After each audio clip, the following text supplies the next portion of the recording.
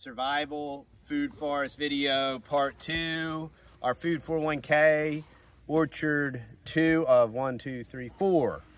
So we're in the back food forest. Back here we sequester and recycle our gray water.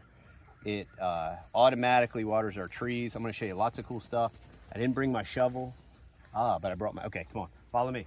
So y'all, we've run Muscovy ducks. We've run 100 Muscovy ducks back here. We've run cooney pigs back here. We've ran hundreds of chickens back here. And what you're seeing, y'all, is a complete transformation of the soil life. Last year, all that came up back here were what we call devil weed, and it's this devil thorny thing. And that was the only thing that grew back here. And now you still see a couple of them, but now you see lots of other cool stuff. And the chickens love this stuff. We can harvest it. We harvest this stuff and feed it to the chickens, supplement the chicken feed. But we already have mulberries ripening. If you've ordered a food forest in a box, this is your mulberry from both of our mulberry trees back here. This is where part of our gray water is redirected to. Comes around this way. Then we got some fig trees and a pomegranate tree there. And you can see stuff is, we got a couple late hits of frost. That's why you're seeing some stuff blacken. We've also been, this year, the pear blight has hit me. I don't know if it had to do with I don't know, but I'm working on it. But it's always something, y'all. So that's why you diversify. That's why you plant lots of different cool stuff. I'm starting to plant more grasses. So this is Texas native grass. That's actually cold sensitive, so I'll multiply that and throw it in the greenhouse. Now here's where the rest of our gray water comes out. There's all kind of really cool stuff in there, like coffee grounds and really cool stuff. So what that does is I need to find my pickaxe because I want to show you something. Oh, dude, you saved the good part of it? Yeah. Wait till you see these, dude, wait till you see the worms. The worms that are in there? This is so crazy. All right, y'all, so by running critters in here, they redirect my water sometimes and the aqueduct system we got here. But I want to show you something. When you look at this soil life right here, okay, and you can see them all right in here. There's big ones and little ones. Can you zoom in on that map? Whoa. It's one just... second. Yep, I can... It's just a total worm factory. And there's big ones and little ones, but they don't get out there where it's real wet, but here against the side, where all the good soil biology is. Look at it, y'all. I mean, we're making worms like nobody's business. Those are all those like red crawlers. Yeah, and they'll all grow up and be big and crazy. And completely passive. So I'm retrenching this, and for the sake of this video, I wanted to keep it back for now just so I could illustrate the kind of worms that are in here. Oh, there's a rock. Iron ore rock. Yeah, iron ore rock. Yep. I used to try to that up here. But yeah, you can just see once again. We have to do this a couple times a year. Yeah. Because just the compost and sludge gets built up. Yeah, it just gets built up. Yep. And then now the water passively will wrap around here, go down the middle.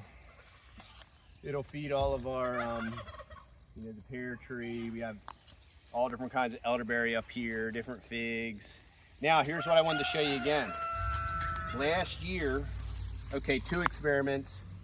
One was a leaf experiment. The boys got hundreds of bags of leaves, and I did a drop mulch on these trees for weed suppression, and the fig trees are growing up through it along with some dewberries. I'll pull the dewberries out. But if you look again, there's like massive native species coming up here, like all different kind of native species, and not just like the dewberries that are annoying. But all these complementary native species. Because last year, this was like all dewberries. Yeah, it was all dewberries and wasteland. And this permanent mulch, y'all, This permanent yard mulch is working great. And just keep it on there thick. Once the tree can, it's pretty light and airy, so it's not damaging the tree. And I know some people say keep stuff off the base of the tree, and they're right. This is an experiment, so we're experimenting. See how we didn't mulch this tree? And this tree's alive, and they're in there. And these are all different kind of dandelions and native species. And this tree is coming back, and there's life in there, but without having that suppression on the tree. Here's another one, we didn't mulch it. And here's where our gray water accumulates. We have another we have another area that we redirect back here. And this has got big trees on it, and then this spills over into this area. So we have these are like natural retention ponds that we have. And we planted, and I just have to be careful that this other ground cover doesn't suppress the trees I'm trying to grow. So that's why you're seeing the cardboard and stuff. But just all these different natural new species that weren't here 2 years ago, and now they're everywhere.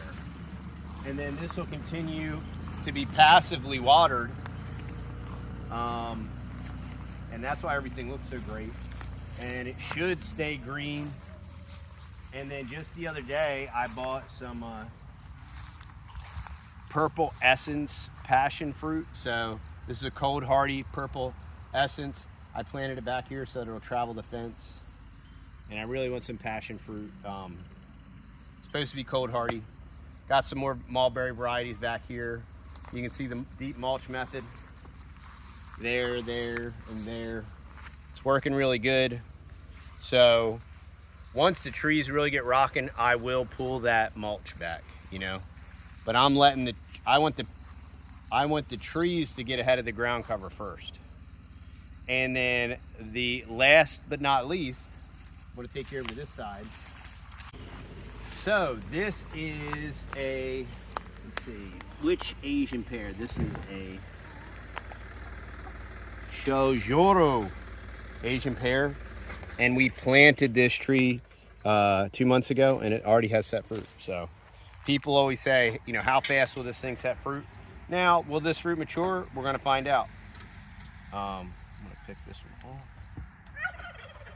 And we'll see how it does, but that's the back food forest. You can see it's cranking. We have lots of pears set. We have lots of Asian pears set. We have a ton of peaches. I'll show you the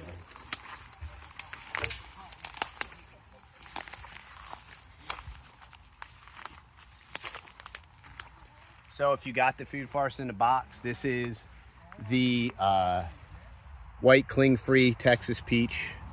This tree is loaded to the sky. The only wilted spots on here are where I use the red dragon to kill some bagworms, or what they call tent worms or whatever. But this tree is psycho crazy, super resistant to any kind of pest and all that kind of cool stuff.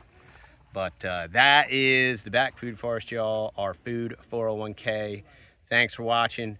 We love and appreciate you. Check out foodforestnursery.com. The Texas Boys 10 will give you 10% off. Now's the time to buy and plant bare root fruit trees. We'll see y'all in the next video.